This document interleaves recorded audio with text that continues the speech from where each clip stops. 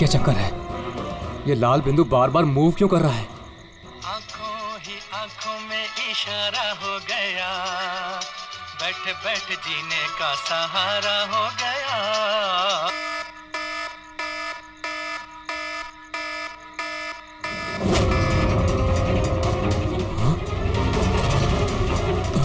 ये लाल बिंदु कहाँ गायब हो गया?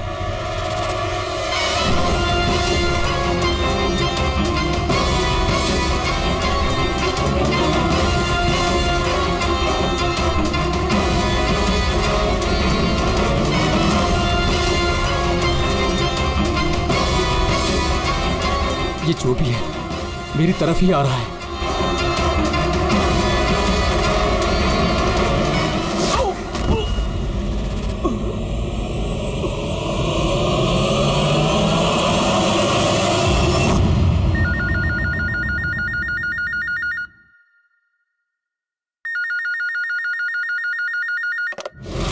Hello, CID bureau.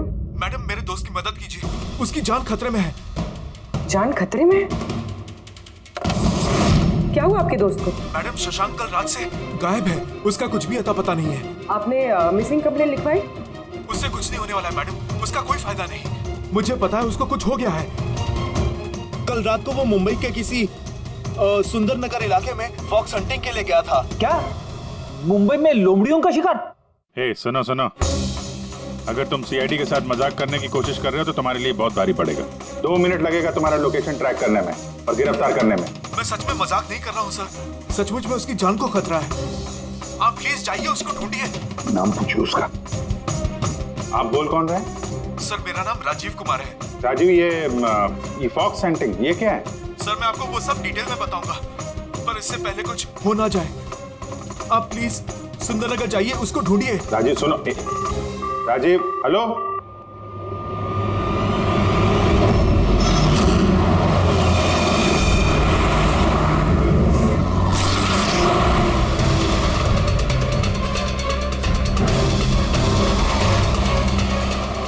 सर एक मिनट, वो गाड़ी पीछे बिल्डिंग में है सर।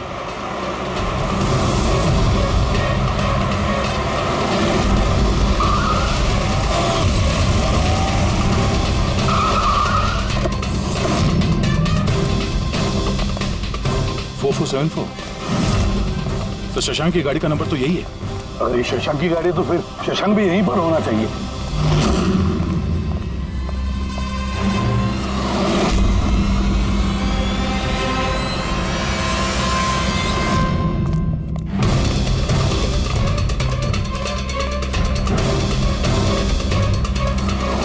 ओह माय गॉड,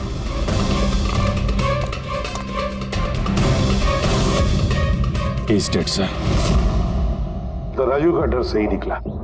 उसे पता था कि शशांक की जान को खतरा है। इसका मतलब राजू जानता होगा कि कौन शशांक की जान के पीछे पड़ा है।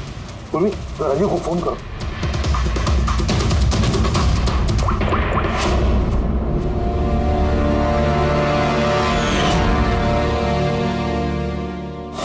सर, हाँ,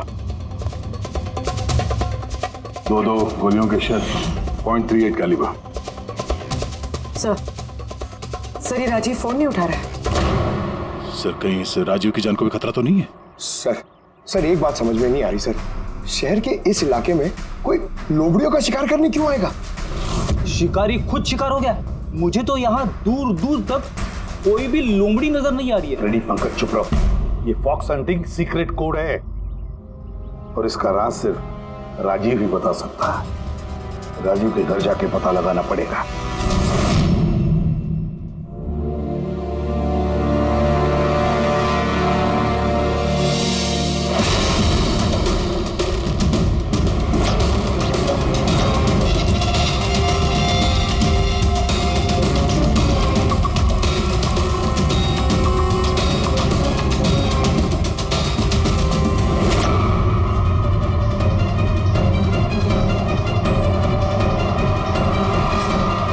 He's dead.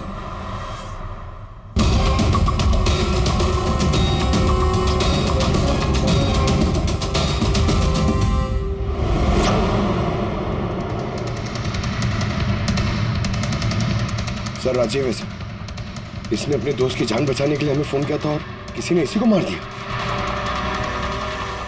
और सर मारा भी शायद उसी गन से। ये देखिए .380 की बुलेट शेल्स, ठीक वैसे ही जैसे शशांक की बॉडी के पास में। ये कोई आपसे दुश्मनी का केस लगता है। किसी की राजीव और शशांक से कोई गहरी दुश्मनी होगी। खूनी तक पहुंचने के लिए सुराग हमें इस घर से ही मिलेगा। सर यहाँ तो बहुत सारे पजल के बुक्स और गेम्स हैं। सर डेस्कटॉप पे भी बहुत सारे पजल गेम्स हैं।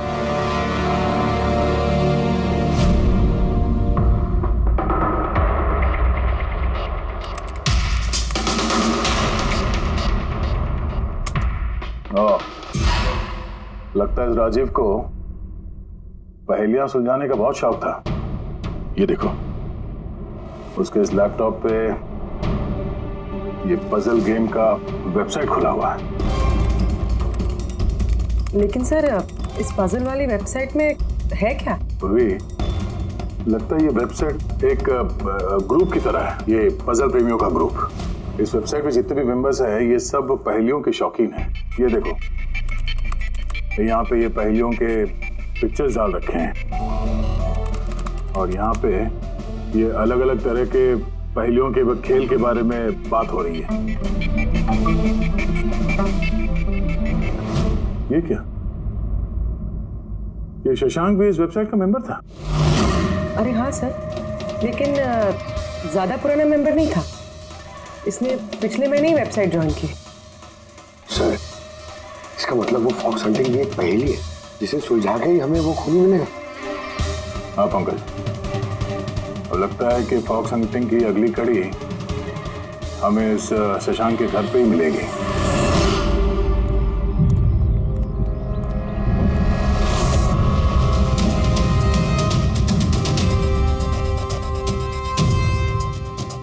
ताला लगा हुआ है दरवाजे पे।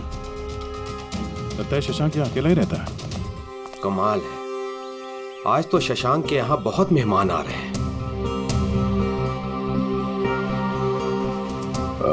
नमस्ते जी। कौन? विकास तुम हो क्या? मैं वो नहीं हूँ जो आप समझ रहे हैं। मैं इंस्पेक्टर दया, सीआईडी से। सीआईडी वाले दया? अरे तुम्हारा तो बहुत नाम सुना है, बहुत कहानियां सुनी है तुम्हारी। शाबाश, ऐसे ही देश का नाम रोशन करते रहो। Thank you. हम लोग यहाँ शशांक जी से मिलने आए थे। शशांक? हाँ। क्या हुआ शशांक? नहीं, कुछ हुआ नहीं उसे। कोई और भी आया था शशांक के घर पे? हाँ, 20-25 मिनट पहले कोई आया तो था।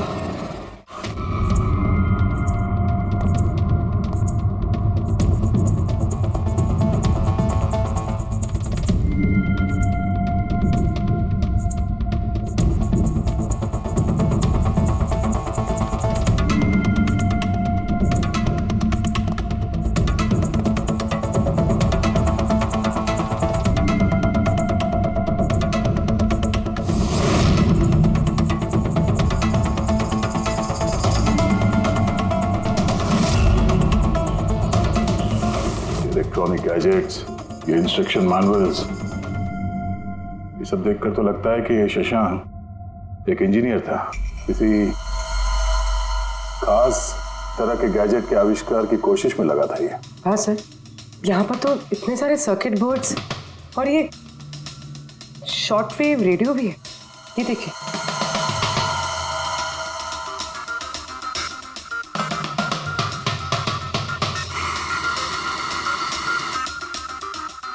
इस जगह पे सामान सब जिस तरह से बिखरा हुआ है, ऐसा लगता है कि यहाँ हमसे पहले कोई आया था इस कमरे की तलाशी के लिए। लगता है वो किसी खास चीज की तलाशी के लिए आया था। सर कहीं वो आदमी तो नहीं जिसके बारे में वो बता रहे थे कि हमसे पहले आया था? सर कहीं इस घर की चाबी तो नहीं है उसके पास? हो सकता है खूनी के पास शशांक के घर की चाबी हो सकती है, मुमकिन है। पर अहम सवाल ये है कि वो यहाँ ढूंढने क्या आया था, और जो चीज वो ढूंढने के लिए आया था वो उसे मिला है या नहीं। लेकिन सर यहाँ पर तो इतना सारा सामान है, हमें पता कैसे चलेगा कि कोई सामान गायब हुआ भी है या नहीं? पूरी पहले तो हमें ये पता करना होगा कि राजीव और शशांक की दोस्ती कितनी गहरी थी, और ऐसे किस चीज में ये लोग फंसे थे जिसकी वजह से इनकी जान चली गई। सर राजीव और शशांक की तो मौत हो चुकी, हमें कैसे पता चलेगा कि उनकी दोस्ती कितनी गहरी थी? पता चलेगा। पजल वाली वेबसाइट के बाकी के मेंबर से पता चलेगा। तो मतलब कभी तुम रोनी, आशीष और प्रकाश शशांक और राजीव के साथ वेबसाइट पर रेगुलरली बातें करते थे? जी एसीपी सर। क्या तुम लोगों को किसी पे शक है कि उसने इन दोनों का खून किया? मालूम नहीं सर। अच्छा, ये तो मालूम होगा, ये फॉक्स हंटिंग क्या है? सर आपको फॉक्स हंटिंग के बारे में कैसे पता? जाहिर सी बात है, ये लोमड़ी का शिकार तो हो नहीं सकता। असली बात क्या है ये बताओ। सर मतलब समझाना इतना आसान नहीं है, ये एक लंबी कहानी है। शुरू करो कहानी। सर कुछ 1 महीने पहले ही शशांक हमारी वेबसाइट का मेंबर बना था, पर उसे हमारी तरफ पहेलियों का शौक नहीं था। तो फिर? सर दरअसल उसे अलग अलग तरह के गैजेट्स का शौक था और वो ये दावा करता था कि हमारे सामने एक ऐसी पहेली रखेगा जिसे हम कभी सुलझा नहीं पाएंगे। अच्छा, तो क्या थी वो पहेली? सर उसने खुद का एक शॉर्ट वेव रेडियो बनाया था और अलग अलग तरह के स्टेशन को चेक करते करते वो एक खास तरह के स्टेशन पे पहुंचा, जिस स्टेशन का नाम था नंबर स्टेशन। Number station? ये इसका नाम तो कभी सुना नहीं। अच्छा, इस पे नए गाने आते हैं कि पुराने गाने आते हैं? अजीब बात तो यही थी सर, उस स्टेशन पर कोई गाने आते ही नहीं थे, सिर्फ और सिर्फ नंबर आते थे सर। ये कैसा रेडियो स्टेशन है जहाँ पे सिर्फ नंबर्स आते हैं? सर नंबर भी हर वक्त नहीं आया करते थे, उनके आने का भी खास दिन और खास वक्त हुआ करता था। सर लगता है इन नंबर्स के बहाने कोई किसी को खास मैसेज दे रहा है, सीक्रेट मैसेज। शशांक ने उनके कई ब्रॉडकास्ट सीजन रिकॉर्ड किए थे और हम लोगों से कहा था कि हम उन नंबरों के तोड़ निकालें ताकि पता चल सके क्या गुप्त संदेश भेजे जा रहे हैं। तो क्या तोड़ निकाला इन नंबर्स का? नहीं सर, उनका तो सर हम तोड़ नहीं निकाल पाए, मगर राजीव ने कुछ दिन पहले बताया था कि उसे वेबसाइट के नंबर्स का राज पता चल गया। तो क्या राज था उन नंबर्स का? सर वो तो राजीव ने कभी हमें बताया नहीं सर। हाँ, पर बाद में राजीव और शशांक इस बारे में अकेले में बात करने लगे थे सर। देखो, हम फॉक्स हंटिंग की बात कर रहे थे, वो बताओ। फॉक्स हंटिंग ट्रांसमीटर हंटिंग का ही दूसरा नाम है। Transmitter hunting? जब कोई एक खास तकनीक से रेडियो ट्रांसमीटर के लोकेशन को ट्रैक करने की कोशिश करता है तो उसे हमारी भाषा में फॉक्स हंटिंग बोलते हैं। मतलब शशांक जरूर इस नंबर स्टेशन की लोकेशन ढूंढने की कोशिश कर रहा होगा। और कोई तो था जो नहीं चाहता था कि शशांक वो रेडियो स्टेशन पहुंचे, इसलिए उसने उसे मार दिया। आशीष, इन नंबर्स की रिकॉर्डिंग चाहिए हमें, सारी की सारी। तो ये है हमारी सीआईडी टीम। ये इंस्पेक्टर अभिजीत, इंस्पेक्टर सर, देश के सबसे जाबाज ऑफिसर्स को कौन नहीं जानता है? ये लोकेश है, लिंग्विस्टिक्स और मैथमेटिक्स का एक्सपर्ट। भाषा और संख्याओं का इतना ज्ञान है इनके पास जो शायद ही और किसी के पास हो। तो लोकेश जी, क्या लगता है आपको, ये मोबाइल और इंटरनेट के जमाने में कोई नंबर स्टेशन का इस्तेमाल क्यों करेगा संदेश भेजने के लिए? अभिजीत, ये नंबर स्टेशन का इस्तेमाल बहुत पुराना है। इनफैक्ट सेकेंड वर्ल्ड वॉर में भी कई देश की सेनाएं ये तकनीक यूज करती थी अपने उन एजेंट्स तक पहुंचने के लिए जो दूसरे देशों में थे। हाँ, मानते हैं कि इस वक्त मोबाइल इंटरनेट का जमाना है, पर मोबाइल इंटरनेट से दिए गए मैसेजेस बहुत आसानी से ट्रेस हो सकते हैं। एग्जैक्टली, इसीलिए तो ये वही तरीका इस्तेमाल कर रहे हैं, सेकेंड वर्ल्ड वॉर वाला। अब लोकेश, पता ये लगाना है कि इन संख्याओं के पीछे असली मैसेज क्या है। Sure sir. वैसे ये मैसेजेस कौन सी रेडियो फ्रीक्वेंसी पर आए थे? 3.22 नैनोहर्ट्ज।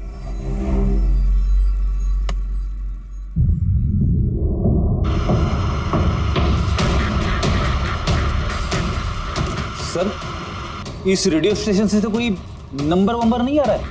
I am not surprised. I am sure मुजरिम को पता चल गया होगा कि केस अब सीआईडी के हाथ में है, इसलिए उसने अपना मैसेज देने का तरीका या फिर रेडियो फ्रीक्वेंसी चेंज की होगी। तो नया चैनल ढूंढने में कितना वक्त लगेगा? बहुत मुश्किल है दया। एक नया चैनल ढूंढना मतलब रेगिस्तान में सुई ढूंढने के बराबर है। महीनों या तो सालों भी लग सकता है। नहीं लोकेश, हमारे पास वक्त भी नहीं है उतना। एक काम करते हैं, पुराने रिकॉर्डेड मैसेजेस सुनते हैं। लोकेश जी, ये मैसेजेस हफ्ते में 4 बार भेजे जाते हैं, मंडे, ट्यूसडे, वेडनेसडे और थर्सडे को।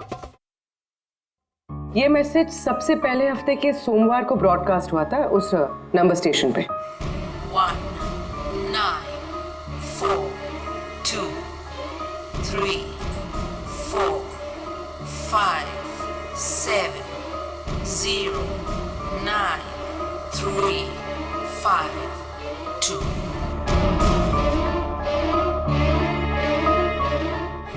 9 0, 5, 6, 7, 2, 7, 1, 1, 5, 2, 1, 8, 0, 7. Thursday. No please tell me, ये संदेश चारों दिन एक ही समय पर आए थे कि अलग अलग टाइम पर? नहीं, एक ही टाइम पे, रात 12 बजे। और फिर हर 2 घंटे बाद इन नंबर्स को रिपीट किया गया था। और इसके अगले हफ्ते के नंबर्स यही थे या दे वर डिफरेंट? नंबर्स तो अलग थे, लेकिन पैटर्न सेम था। मंडे को 13 नंबर्स, ट्यूसडे, वेडनेसडे और थर्सडे को 6 नंबर। इससे साफ जाहिर होता है कि जो मुजरिम है रोज अलग अलग मैसेज भेजते हैं, और ये जो मैसेज ये लोग भेजते हैं वो एक मैसेज 4 हिस्सों में कर भेजते हैं। लोकेश जी, 1 मिनट प्लीज, मुझे कुछ समझ में नहीं आया, आप फिर से समझाएंगे? मैं समझाता हूं, तेरा पेपर देना था।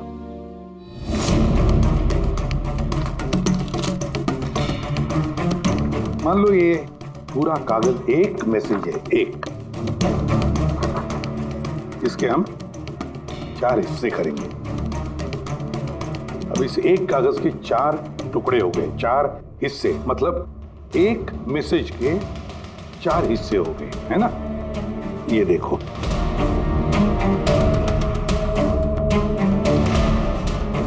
ये रहा मंडे का, ये रहा ट्यूसडे, वेडनेसडे और ये थर्सडे। मतलब ये सोमवार, मंगलवार, बुधवार और गुरुवार, ये 4 हिस्से जब एक होते तो एक पूरा मैसेज उनको मिलता था, है ना लोकेशन? अभी नंबर्स को देखकर क्या लगता है तुम्हें, क्या मतलब है उसका? सर, ये नंबर्स के पीछे छुपा राज जानने के लिए मुझे 1 टाइम पैड की जरूरत पड़ेगी। 1 टाइम पैड, ये क्या है? जैसा कि मैंने आपको बताया, ये टेक्निक वर्ल्ड वॉर 2 में यूज होती थी। उस वक्त हर एक देश अपने स्पाइस को एक 1 टाइम पैड देता था, जिससे वो जो कोड्स हैं उनको डिसाइफर कर सके, जो सूचना है उसका मतलब निकाल सके। इसे कहते हैं 1 टाइम पैड। तो राजीव और शशांक के हाथ भी ये 1 टाइम पैड लग गया होगा, इसीलिए वो एक ऐसी पहेली तक पहुंच गए जो उनके लिए जानलेवा साबित हुई। ठीक है, इस राजीव और शशांक के घर जाके पता लगाना पड़ेगा इस 1 टाइम पैड के बारे में।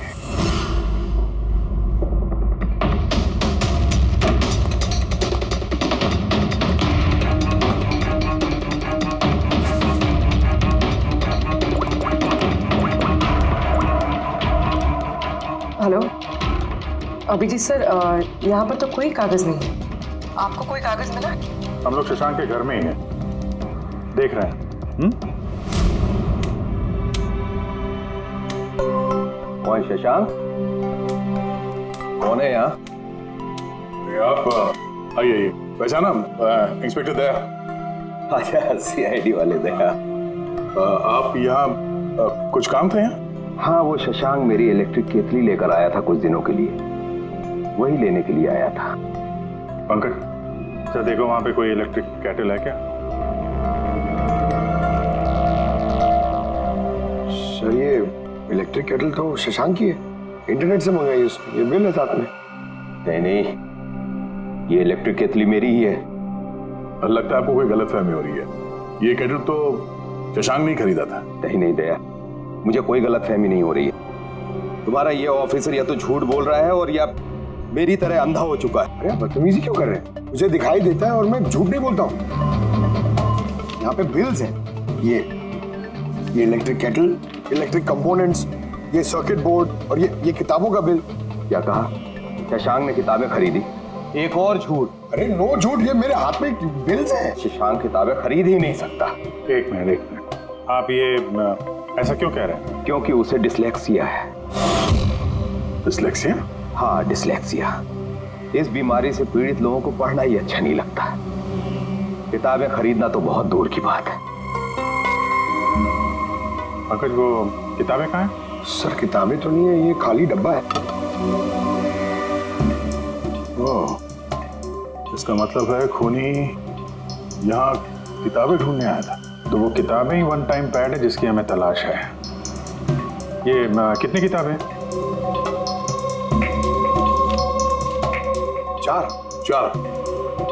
4 हफ्ते के लिए 4 किताबें। कौन कौन सी बुक्स हैं? तो ये है वो 4 किताबें जो शशांक के लिए ओटीपी का काम कर रही थी। Bye bye son, high like a kite, the great cyber heist, stone age. और इन्हीं किताबों में वो मैसेजेस भी छुपे हैं जो मुजरिम एक दूसरे को भेज रहे थे। सर सोमवार को ये लोग 13 नंबर्स भेजते हैं, यानी इन 13 नंबर्स का मतलब इन किताबों से मालूम पड़ेगा। मालूम पड़ेगा नहीं पूर्वी, मालूम पड़ गया समझ लो। देखो जैसे इंसानों की उंगलियों के निशान, फिंगरप्रिंट्स एक जैसे नहीं होते, किसी के भी एक जैसे नहीं होते, वैसे ही हर किताब का अपना एक ISB नंबर होता है, इंटरनेशनल स्टैंडर्ड बुक नंबर। वो 2 किताबों का एक जैसा हो ही नहीं सकता। और ISB नंबर 13 डिजिट का होता है। किताब के पीछे ये बारकोड देख रहे हो, इसके नीचे लिखा हुआ है। इसे किताब का बारकोड भी कह सकते हैं। वैसे ये नंबर दूसरे तीसरे पेज पे भी लिखा रहता है, ISB नंबर। सर मतलब इन ISB नंबर्स को इंटरनेट पे सर्च करके मुजरिम को सबसे पहले ये पता लगता है कि किताब कौन सी खरीदनी है। एग्जैक्टली। और फिर उस किताब के ISB नंबर से वो लोग अपना सीक्रेट मैसेज ढूंढ लेते हैं। तो जो पहले सोमवार को ISBN नंबर भेजा गया था सर, वो है ये 19423457099352। पूरी जरा चेक करो इन 4 किताबों में से ये ISBN नंबर किसका है।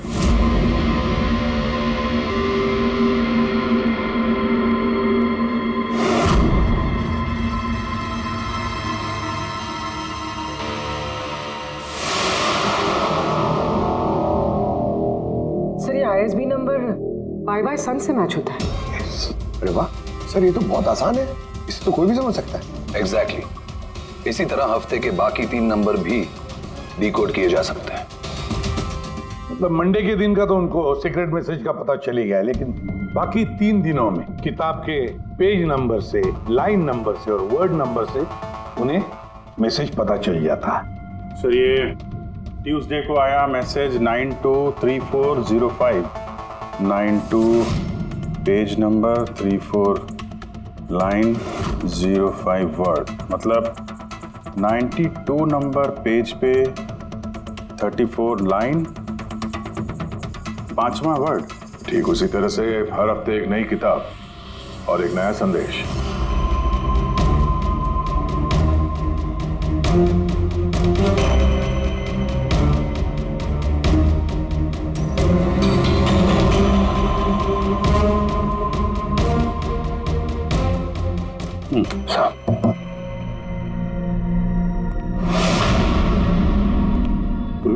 सर पहले हफ्ते का क्या मैसेज है? सर इस बाय बाय सन किताब से जो पहले हफ्ते का मैसेज है वो है kidnap money bags junior. Kidnap money bag. Sir दूसरे हफ्ते आया था, ये किताब का नाम है द ग्रेट साइबर हाइस्ट। इसका मंगलवार को आया था सर रैंसमवेयर, और वेडनेसडे को अटैक, और थर्सडे को आखिरी मैसेज आया था ट्रिंग ट्रिंग ट्रिंग ट्रिंग। और तीसरे हफ्ते की किताब है sir high like a kite, high like a kite. और इसका संदेश है कंसाइनमेंट। कंसाइनमेंट जी सर। बीच बीच साउथ बीच। सर ये जो चौथी किताब है, इस हफ्ते की किताब द स्टोन एज, इसका मैसेज जो है ट्यूसडे के लिए black forest. Black forest. Wednesday का है गोज। बस इतना ही है सर, इट्स इनकम्प्लीट। आज गुरुवार है सर, ये अधूरा संदेश आज रात पूरा किया जाएगा। हाँ अभिजीत, अब तक जितना भी मैसेज आया हमारे पास अच्छी तरह से स्टडी करके देखना पड़ेगा ये क्या खिचड़ी पक रही है। सर ये पहला message, kidnap money bag junior. ऐसा लगता है ये मैसेज अजिंक्य जी के लिए। अजिंक्य के लिए ही है दया, क्योंकि अजिंक्य सबसे बड़ा फाइनेंसर है फिल्मों का और उसका निकनेम भी मनी बैग है। किडनैप मनी बैग जूनियर, शायद कोई अजिंक्य के बेटे को किडनैप करना चाहता है। जूनियर? हाँ, हो सकता है, बिल्कुल हो सकता है अभिजीत। फिर अगला मैसेज है रैंसमवेयर अटैक ड्रिंक ट्रिंग। यार ड्रिंक ट्रिंग तो हमारी देश की सबसे बड़ी टेलीकॉम कंपनी है। कहीं ऐसा तो नहीं ये गैंग इस कंपनी पर रैंसमवेयर अटैक करने वाली है? सर ये रैंसमवेयर अटैक मतलब? अरे यार कोई ड्रिंक कंपनी के डेटा और सर्वर को हैक करना चाहता है, और हैक करने के बाद फ्री करवाने के लिए वो लोग ड्रिंक कंपनी से रैंसम लेंगे। ओह, तो इसे कहते हैं रैंसमवेयर अटैक। मगर सर ऐसे कोई न्यूज़ तो आई नहीं है कि ड्रिंक कंपनी पे ऐसा कोई साइबर अटैक हुआ हो। सर मेरे पास भी ये ट्रिंक का ही सिम कार्ड है, लेकिन कनेक्टिविटी का तो कोई इशू ही नहीं है। और सर तीसरा मैसेज है कंसाइनमेंट साउथ बीच। ऐसा लगता है कि साउथ बीच में कोई गैर कानूनी कंसाइनमेंट आ चुका है या फिर आने वाला है। Black forest gold. Abhijeet Daya, इस गैंग का असली गेम क्या है आज रात को 12 बजे से पहले पता लगाना पड़ेगा। और रात के 12 बजे जो नंबर ब्रॉडकास्ट होने वाला है उसे ब्रॉडकास्ट होने नहीं देना चाहिए। क्या काम करो, इस अजिंक्य के घर जाओ और पता लगाओ उसका बच्चा ठीक है क्या। अभिजीत ड्रिंक कंपनी में जाकर उन्हें अलर्ट करो, कहो कि उन पर शायद साइबर अटैक होने वाला है, रैंसम अटैक। और पंकज साउथ बीच जाओ और देखो कोई कंसाइनमेंट आया है क्या, या फिर कोई कंसाइनमेंट आने वाला है क्या, पूरा पता लगाओ। सर मैं कहाँ जाऊँ सर? हम कहीं नहीं जाएंगे, हम तीनों यहीं पर रुकेंगे ये पता लगाने के लिए कि इस गैंग को कैसे पता चला कि शशांक और राजीव ने उनके सारे मैसेजेस डिकोड कैसे किए।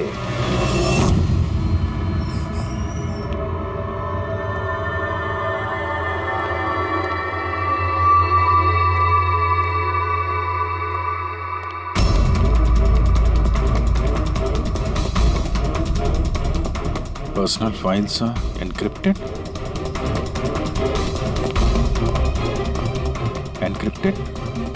सर क्या चाहिए सर, किसे मिलना है आपको? फिलहाल सबसे सीनियर कौन है इस ऑफिस में? सर सभी सीनियर्स यहीं पे है, सीईओ और कंपनी के मालिक भी यहीं पे है, बट अभी वो लोग एक अर्जेंट मीटिंग में बिजी है। कहाँ चल रही मीटिंग? देखिए अभी आप उनसे नहीं मिल सकते। कहाँ चल रही है मीटिंग? सर वो वहाँ पे कॉन्फ्रेंस रूम में। किसी को कान खबर नहीं होनी चाहिए इस अटैक की, मीडिया वालों को तो बिल्कुल नहीं तो मार्केट में हमारा नाम खराब हो जाएगा। ये बात बाहर नहीं जानी चाहिए, समझे? Thank you. जिसका डर था वही हुआ, गैंग कामयाब हो गया इस अटैक में। हेलो दया।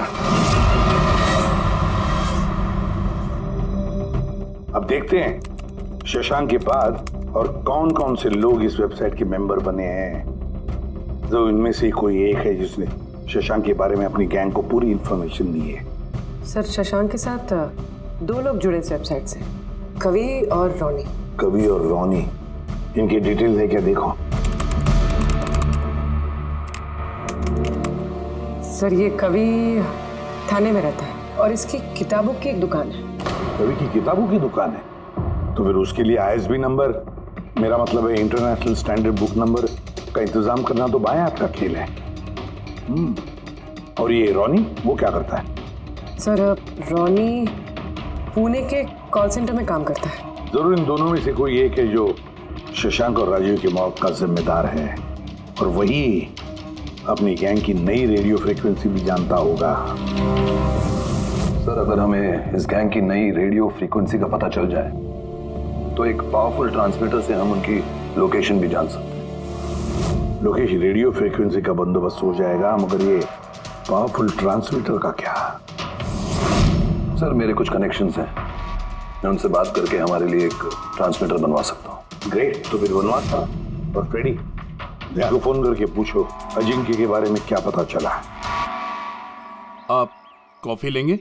No thanks.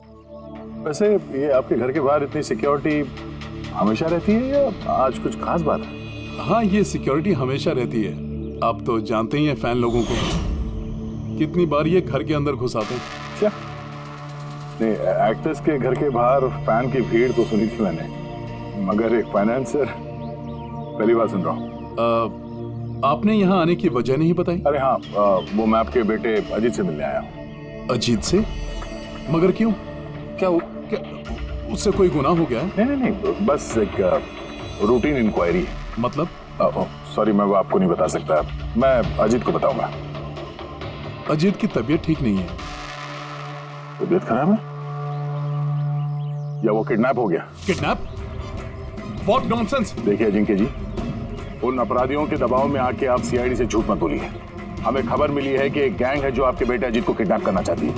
अजीत कहाँ है इस वक्त? वो घर पे ही है। मैं उसे देखना चाहता हूँ अभी। रामो,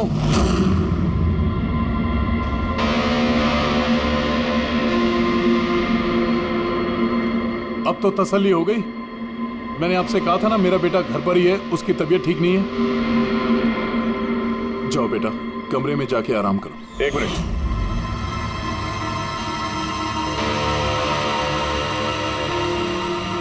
जरा कैप निकालना। मत उतारना टोपी। क्यों नहीं? हाँ? क्या कहा मैंने? क्या बता रहा हूँ? चलो। नहीं। उन्होंने क्या बोला?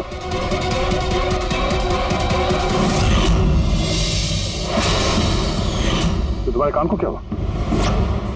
हाँ? क्या हुआ क्या ये? आपको इसकी जो किडनैपिंग की खबर मिली है वो बिल्कुल सच है, मगर अफसोस बहुत देर के बाद मिली। इसका किडनैप तो 3 हफ्ते पहले ही हो चुका था। 100 करोड़ रुपए देने पड़े मुझे उस किडनैपर को मेरे बेटे की जान बचाने के लिए। और उन लोगों ने चोट पहुंचाई इसे? उन्होंने पहले ही इसका एक कान काट कर मुझे भेज दिया था और फोन करके कहा कि अगर मैं पुलिस को कुछ भी बताऊंगा तो मेरे बेटे की जान ले सकते हैं वो लोग। I am so sorry. आपके बेटे के साथ जो हुआ वो तो हम बदल नहीं सकते हैं, पर मैं आपसे वादा करता हूँ उन मुजरिमों ने जो किया है उसकी सजा उन्हें जरूर मिलेगी। भगवान के लिए ऐसा कुछ मत करना। अगर उनको पता चला कि मैंने सीआईडी को सब कुछ बता दिया तो मेरे बेटे की जान भी ले सकते हैं। ऐसा कुछ नहीं होगा, मगर आपको हमें पहले ही बता देना चाहिए था। क्या गारंटी है कि ये सब करने के बाद वो किसी और मासूम के साथ ऐसा कुछ नहीं करेंगे? हाँ?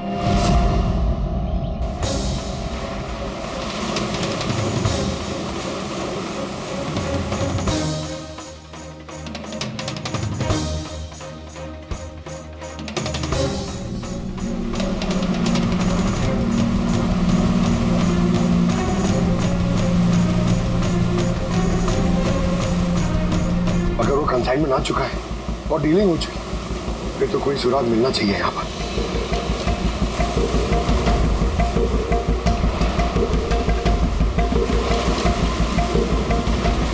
ये निशान कैसे?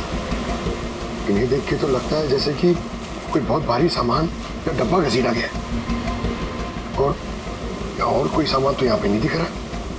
शायद कंसाइनमेंट ही होगा।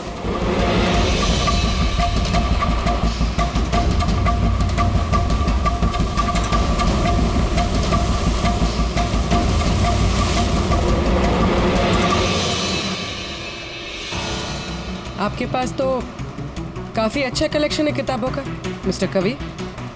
आप लोग यहाँ मुझे बुला लिया होता मैं ब्यूर आ जाता।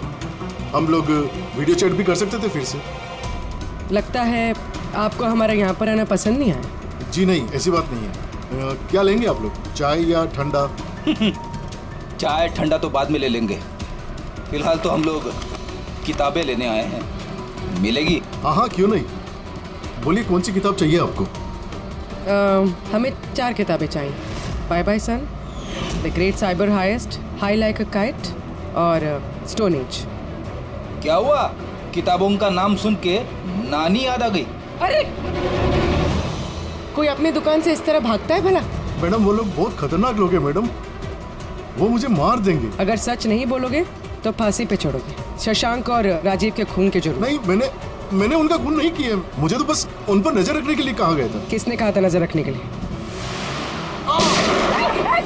कवि! कवि! हाँ, कवि! 6.21 नैनोहर्ट्ज। क्या? लेकिन कवि 6.21 नैनोहर्ट्ज। अब इससे पहले कि इस हफ्ते का आखिरी संदेश वो लोग भेजे और एक जुर्म करें, हमें इस गैंग को रोकना होगा। और सर, जितने भी जुर्म इस गैंग ने किए हैं सब के सब वीकेंड में किए हैं, शुक्रवार, शनिवार, रविवार। हाँ, मतलब गुरुवार के दिन आखिरी संदेश आ जाएगा और फिर फ्राइडे और सैटरडे, शुक्रवार और शनिवार के दिन वो लोग जुर्म कर देंगे। और सर, जुर्म सिर्फ एक तरीके का नहीं है, अलग अलग तरह का। ये kidnapping, cyber extortion. Sir forensic lab से आ रहा हूँ। डॉक्टर सालुंके को रेत से कोकेन की ट्रेसेस मिले सर। माय गॉड, बीच में ड्रग स्मगलिंग चल रही है। न जाने किन किन गुनाहों से जुड़ी हुई है ये गैंग। देश की सुरक्षा को ध्यान में रखते हुए हमें इस गैंग को जल्द से जल्द खत्म करना ही होगा। Sir, transmitter 6.21 nanohertz, right? 6.21 nanohertz. तो हम इस गैंग के रेडियो फ्रीक्वेंसी तक पहुंच सकते हैं। अब आएगा मजा। अब हम फॉक्स हंटिंग करेंगे।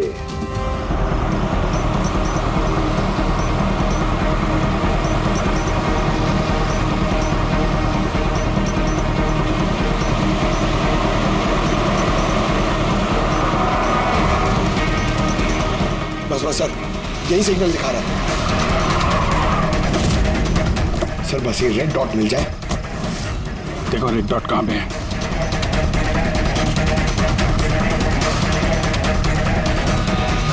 सर 12 बज रहे हैं। ये ब्रॉडकास्ट किसी भी वक्त हो सकता है। मैसेज मिस नहीं होना चाहिए। हाँ, किधर है सर? एक मिनट सर।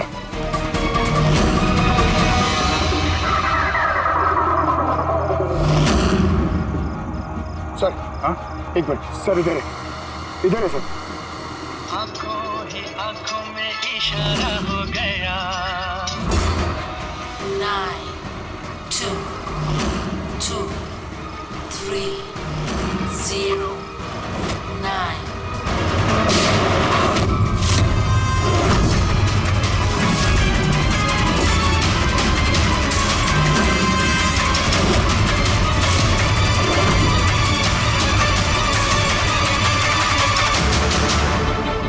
नो, इसने तो अपने आप को गोली मार ली है। आई गैंग का लोगो। इस गैंग से तो हमारा सामना पहले भी हो चुका है। कौन है तुम्हारा बॉस और कौन कौन लोग शामिल है तुम्हारे धंधे में? इसका जवाब आप मेरे मुंह से कभी सुन नहीं पाओगे एसीपी साहब। इस गैंग में काम करने वाले अपने बॉस का नाम बताने के बजाय आत्महत्या करना ज्यादा पसंद करते हैं। ये तो गया, लेकिन अगला जुर्म होने से रोकना होगा। वो क्या नंबर है उसका देखो। मैसेज का क्या मतलब है? 92 number plate 2309, 23 number line. Kaboom. Kaboom? Kaboom क्या होता है सर? कबूम मतलब धमाका। धमाका मतलब कि कोई बम ब्लास्ट होने वाला है? पहले जो शब्द मिले थे हमें मैसेज से वो थे the stone age, black forest, ghost, और अब कबूम, ब्लैक फॉरेस्ट में धमाका। इसके पहले कि और मासूम लोगों की जाने जाएं, पता लगाना होगा ये धमाका कब और कहां होने वाला है। For more updates, subscribe to our channel, click the show links and enjoy watching the videos.